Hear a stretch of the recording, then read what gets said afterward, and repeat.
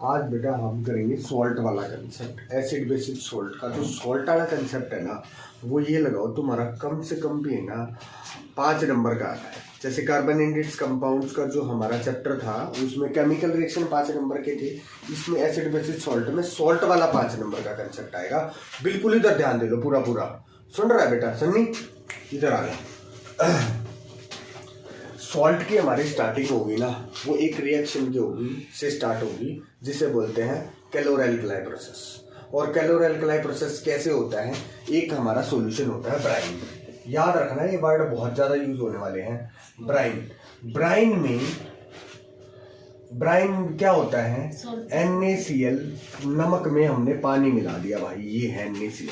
और इस सॉल्यूशन में से जब हमने इलेक्ट्रिसिटी पास करवा दी तो एक चीज हमारी कैथोड पे जाएगी, एक एनोड पे जाएगी, और एक NaOH जो है वो नियर द कैथोड डिपॉजिट हो जाएगा। अब ये कंसेप्ट तुम्हारे को electrolytic process of calorie-alkali process का देख लेना, क्या चीज कैथोड पे जाएगी, क्या एनोड पे जाएगी और क्या नियर द कैथोड एक डिपॉजिट हो जाएगी। तो यहाँ पर NaOH plus Cl2 plus H2, ठीक है। ये कैलोर-एल्कली प्रोसेस जो है ना, ये ब्राइन होता है। ब्राइन यहाँ से सारे सॉल्ट्स की स्टार्टिंग होती है। सबसे पहले हमारा जो यही कॉमन सॉल्ट होता है, और इससे एक पे अलग ये एक NaOH है, ये हमें पता है वैसे तो नॉर्मली सोडियम हाइड्रोक्साइड एल्कलाइन, और इसको है ना एल्कलाइन होता है, इसको कैलोर-एल्कली प्रोसेस बोलते ही इसीलिए है। क्लोरीन गैस रिलीज हो रही है और एक alkaline water soluble base release हो रहा है, तो इसका मतलब कैलोर-एल्कली प्रोसेस, ठीक है।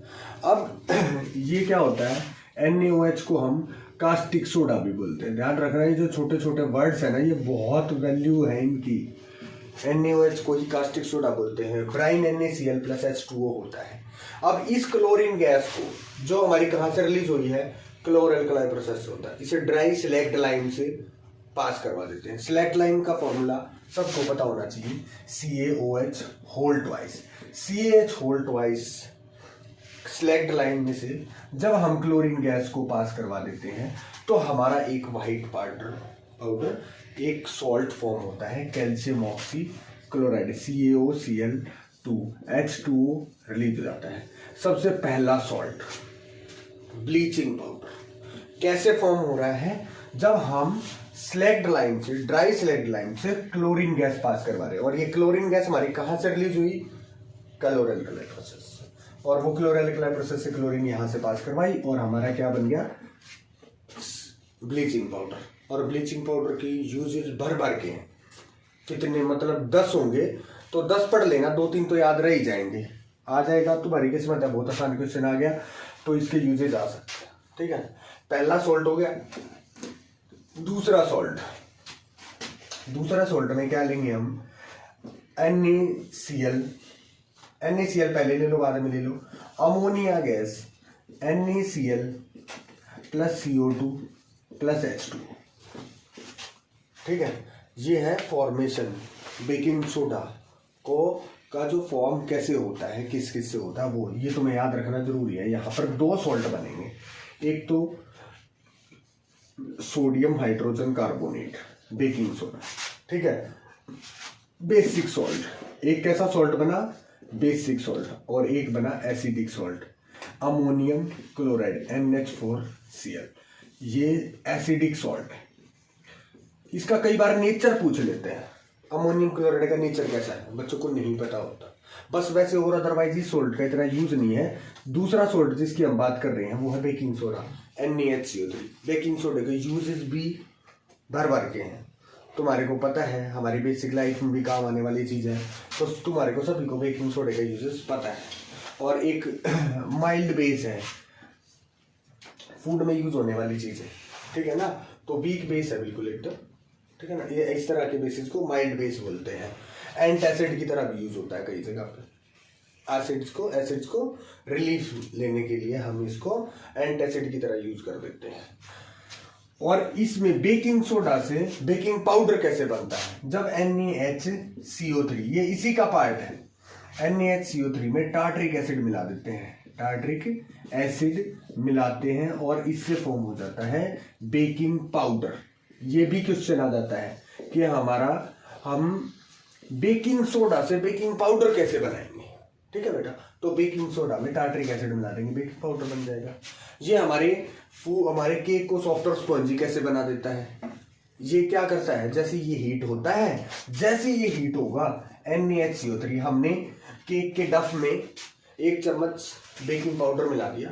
बेकिंग पाउडर वैसे बेसिक नेचर का, इसमें टार्ट्रिक एसिड इसके बिटर टेस्ट को न्यूट्रलाइज करने के लिए है ये, ठीक है। सही असली काम तो इसी का है केक के अंदर। NaHCO3 जैसे ही हीट होगा ना, केक के डफ में है, कहीं कहीं पर हमने उसको बिल्कुल यूनिफॉर्मली मिक्स कर रखा है, तो कहीं कहीं पर NaHCO3 के जहां जहां भी मॉलिक्यूल है वो हीट होते ही क्या रिलीज होगा, Na2CO3 सोडियम कार्बोनेट। इसका तो कोई यूज नहीं है, बट इससे एक CO2 गैस रिलीज होगी जो क्या करेगी, उस डफ के अंदर है ना बबल्स फॉर्म कर देगी, और फिर ब्रस्ट होकर के गैस तो निकल जाएगी, बट वो क्या कर देगी, वो उस केक को ना फुला देगी, एकदम से सॉफ्ट और स्पॉन्जी सा बना देगी। तो इसका आंसर ही ऐसे ही लिखना, बिल्कुल अपने आंसर्स अपने आप से बना के लिखना, एकदम तुम्हें बिल्कुल कोई ऐसे कॉपी मारने की जरूरत नहीं है, जो भी चीज तुम सुन रहे हो उसी को एक्सप्रेस करना है तुम्हारे, ठीक है। दूसरा सॉल्ट हो गया। मेजर यही 2 सॉल्ट हैं जिनके ऊपर तुम्हारे को बहुत ज्यादा फोकस करना है, इससे आगे वाले सॉल्ट वैसे ही बहुत इजी से हैं। तीसरा सॉल्ट जो है उसमें क्या है, ये Na2CO3, इसको सोडा ऐश भी बोलते हैं। मैं तुम्हारे को फिर बता रहा हूँ, ये छोटे छोटे वर्ड्स हैं, इनकी बहुत वैल्यू है, ध्यान रखना। ये कहीं पर भी छोटे मोटे क्वेश्चंस में आ जाते हैं और बच्चे इनमें फंस जाते हैं इनके नाम में। इसको सोडा ऐश बोलते हैं, इसको कास्टिक सोडा बोलते हैं, इसको सिलेक्ट लाइम बोलते हैं, इसको ब्राइन बोलते हैं। ये छोटे छोटे वर्ड्स जो है ना, इनके ऊपर पूरा फोकस करना। Na2CO3 जो है ना, ये क्या है, पाउडर सी फॉर्म में है बिल्कुल एकदम, ठीक है। फिर इसको क्या कर दिया हमने, इसको है ना इसके क्रिस्टल बना दिए। H2O मिलाने के बाद क्या बन गया, Na2CO3 × 10H2O। ये क्रिस्टल बन गया किसका, वॉशिंग सोडा का। ये वॉशिंग सोडा है हमारा। वॉशिंग सोडा एक और सॉल्ट आ गया। अब यहाँ पर एक नया वर्ड निकल के आएगा, नया वर्ड है water of crystallization. Water of crystallization होता है बेटा किसी भी पाउडर फॉर्म से जब हम क्रिस्टल बनाते हैं, तो हमारे को, तुम वैसे ही देखो, आटा है, आटे से तुमको कह दो भाई तुम लोई बना दो, सूखे आटे से लोई बना सकते हो क्या? हमारे को उसे लोई बनाने के लिए क्या चाहिए, वाटर, पानी चाहिए ना। सेम वही बात इसके ऊपर अप्लाई होता है, बिल्कुल पाउडर फॉर्म में है, उसके क्रिस्टल बनाने हैं, तो उसके क्रिस्टल बनाने के लिए हमें किस चीज की जरूरत है, वाटर की। तो एक मॉलिक्यूल के साथ कितने वाटर मॉलिक्यूल की रिक्वायरमेंट होती है किसी पाउडर से एक सॉल्ट क्रिस्टल बनाने के लिए, इसी को हम क्या बोलते हैं, वाटर ऑफ क्रिस्टलाइजेशन। अपनी लैंग्वेज में लिख दो, number of water molecule required to make a crystal of any salt. और वाटर ऑफ क्रिस्टलाइजेशन के कुछ एग्जांपल और ले सकते हो तुम यहाँ पर, ferrous sulphate × 7H2O, green vitriol, copper sulphate × 5H2O, blue vitriol, ठीक है। और ये एक क्रिस्टलाइजेशन का एग्जांपल ये है वाटर ऑफ क्रिस्टलाइजेशन का। और इसके बाद है ना 2 और हैं सॉल्ट, बिल्कुल एकदम मिलते जुलते कुछ नहीं है, पीओपी है और जिप्सम है।